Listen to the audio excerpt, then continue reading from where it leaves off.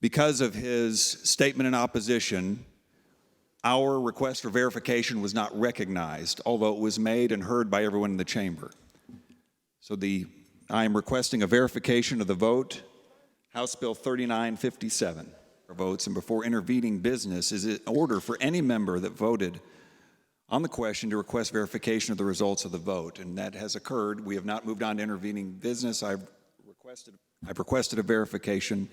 I would ask that proceed. So we have been there for day after day, hour upon hour, passing bill upon bill after bill after bill. I'm sorry. I wish we weren't throwing all this legislation across the people of Illinois, but we were, one after another after another. And it is now about 9:30, 9:45 at night.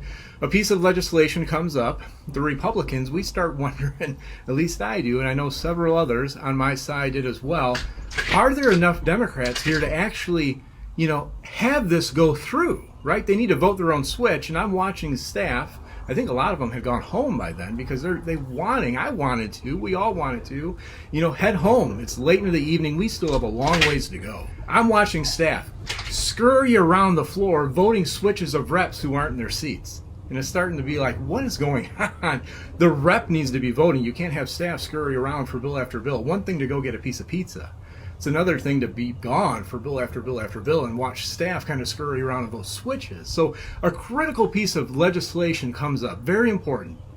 Bad bill, right? We're not even going to talk about the subject matter because I want to talk about the due process. A bad bill. A rep stands up. We're in short debate. Short debate means one rep can stand up as a proponent, one rep can stand up as an opponent, right? No more, because we have a long ways to go. We don't need all these people standing up. No big deal, okay? So one rep stands up, happens to be a Democrat. They acknowledged them first on this very critical piece of legislation, stands up, asks a couple low threshold questions. He says, how do you rise, right? The speaker says, how do you rise?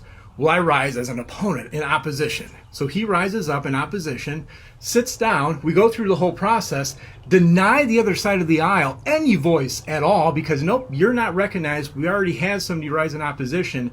You're not allowed.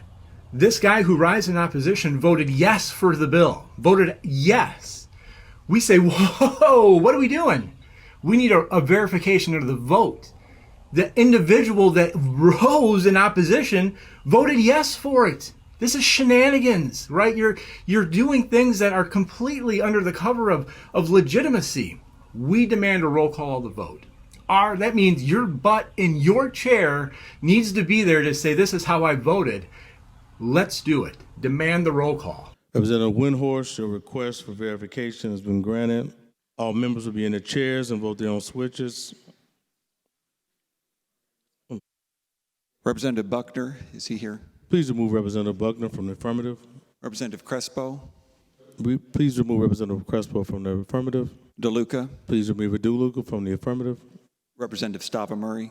Please remove Representative Stava-Murray from the affirmative. Would you like to continue the verification? We have insufficient votes, so. They did it, and guess what? The 63 votes became 62, became 61, became 60, because these reps aren't in. The ones that voted yes, they're nowhere to be found. They either left, I don't know if they voted their switch, or staff voted their switch on their behalf and they weren't even in the Capitol anymore. Absolutely unacceptable. This is what is happening in Illinois. And we need to expose this stuff because it is absolutely beneath the electorate of Illinois. And I just wanted to explain that. They'll bring the bill back. It'll pass when they're all there at like 2 in the afternoon. But they're trying to shovel this garbage through when they don't even have the votes there. And then they're trying to do it in such a manner that is manipulative at best. And it is absolutely unacceptable. Mr. Speaker, the Republicans would request an immediate caucus in room 316. And now, allow for appropriate time for the clerk. Leader Gabriel moves that the House stands adjourned until Tuesday, March 28th, the hour of noon. All those in favor say aye. Opposed, say nay. Appreciate the ayes have it. And the House stands adjourned.